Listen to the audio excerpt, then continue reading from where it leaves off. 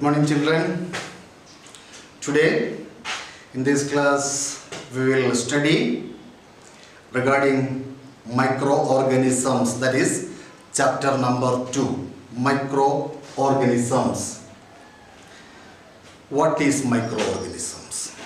Microorganisms, the word itself, microorganisms. That means many organisms are there which we cannot see by our naked eye. It can be seen only through microscopes. That means the organisms which can seen only through the microscope is called microorganisms. If not, the organisms which we cannot see by our naked eye are called microorganisms. These microorganisms we can see everywhere in this world, even on the soil, in the water, in the human body, animal's body, even the plants, everywhere it is found, these microorganisms. But only the thing is that we cannot see them by our naked eye. But even if it is like that, some cases, some microorganisms are there which we can see through our naked eye too. For example, you might have noticed when we bring bread from the shop and keeping for some days, simply in the atmosphere or outside, when it is opened the cover and kept outside, we can see after some days some grape patches, spongy like structures formed on that bread. Have you seen that one? Yes. And we say this bread is already spoiled. That means there on the top of the bread, that grape patches, that is a kind of microorganisms which we call the fungus. It is a fungi, a kind of fungi. So some microorganisms are very rare, very negligible organisms can be seen. But in general, microorganisms means the organisms which we cannot see by our eyes, only can be seen through a microscope. And when we study about the microorganisms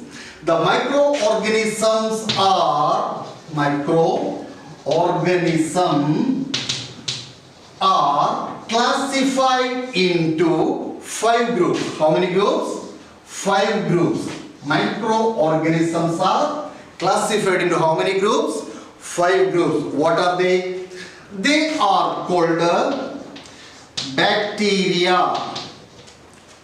Microorganisms are classified into 5 groups. What is bacteria? The next is what? Fungi. Fungi. That is a plural form of fungus. Do you understand, children? Then the third one we can say that is protozoa. Protozoa. And the fourth one is algae.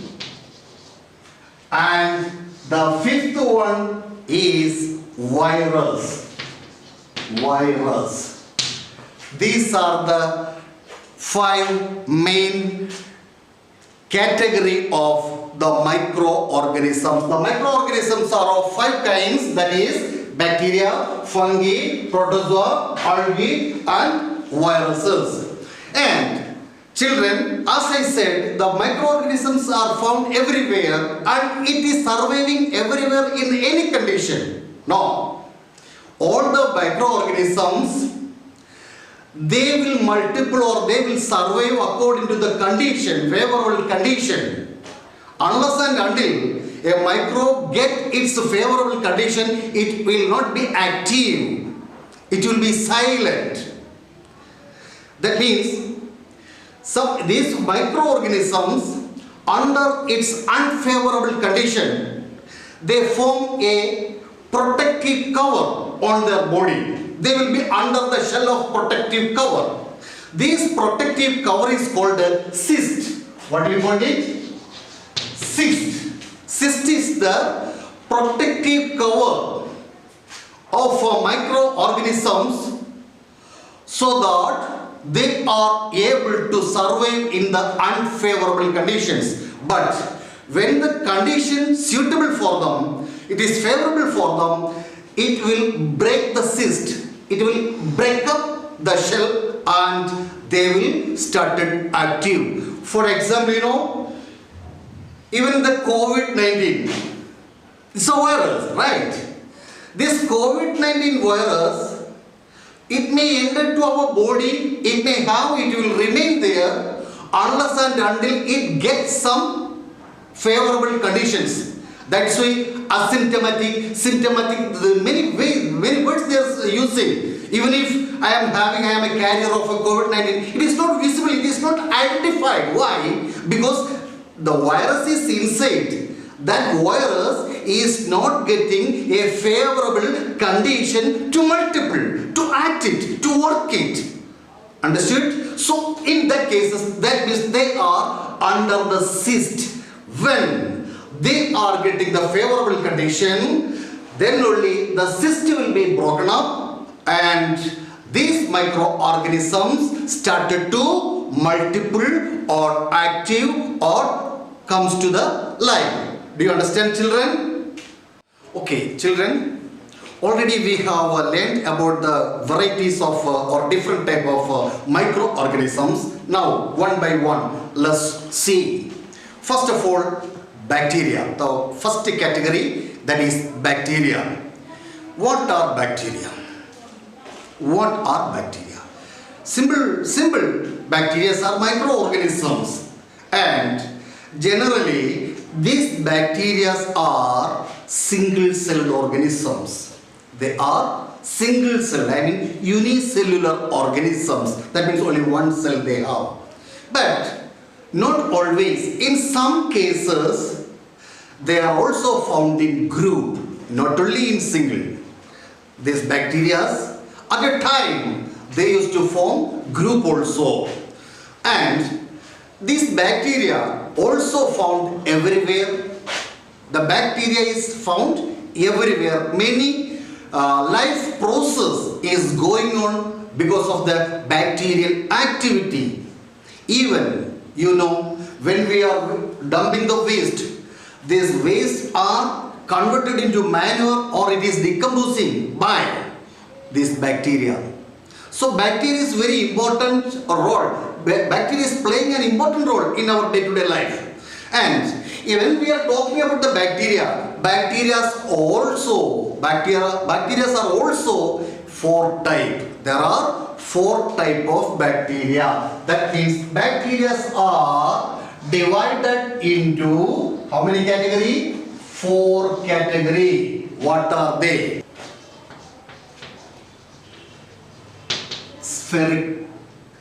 Spherical shaped. Next is rod shaped. The next one is spiral. And the fourth one is coma shaped. Coma shaped. There are four type of bacteria. They are spherical, rod shaped, spiral and coma. That means we have learned about the bacteria also now. Now we have to go for the next microorganisms, that is fungus. Now let us go to the fungi. Fungi are also microorganisms, and the fungi are plants that do not have a chlorophyll. Do you understand? Because it is not a green plants. Fungi do not have a chlorophyll. That is what the beginning I said one example regarding the bread and the structures formed on the stale bread. So keep it in mind that fungi are non-green plants. That means it is a plant but it does not have a chlorophyll. That means they cannot produce the food by themselves. Then how they do eat? They are called saprophytes. I mean, fungi are depending on other organisms for their livelihood. I mean, for their food. That is why they are called a saprophyte. They are the saprophytic organisms. The fungi feed on other decaying organic matter. And also we can say, or we can see, the fungi are unicellular as well as multicellular. And these fungi grow best in the dark. For example, I don't know whether you have noticed or not, we all will have some kind of itching on the body, right? What we call the ringworms. This ringworm is a fungal infection.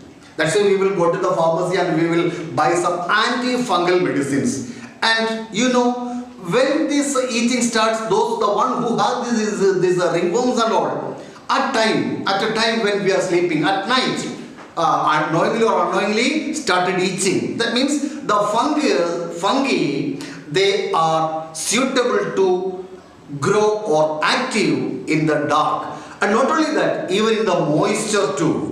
Wherever the water content is there, moisture content is there, in that situation, fungi are very good to multiple or to grow. So, some fungi are very small. We cannot see by our naked eye, but some fungi are little larger in size, which we can see with our naked eye also. Some common fungi are even yeast. Yeast is an yeast. That is a unicellular. Bread molds, that is multicellular, that we can see by our naked eye. Bread molds, spongy like grey, ash color, something, some sponges like some structure formed on the bread. That one, that is a fungi, but we can see that one because that is larger in size and that is multicellular. So keep it in mind, fungi is a non-green plant. It can grow in the dark as well as in the moisture. Fungi are unicellular as well as multicellular. And we can say fungus are saprophytic organisms. Why? Because they are feeding on the other dead organic matter or living organic matter. Some fungus are there staying in the body of other organisms and they are feeding as well as they are causing some diseases also. For example, we told a ringworm, even athlete's foot.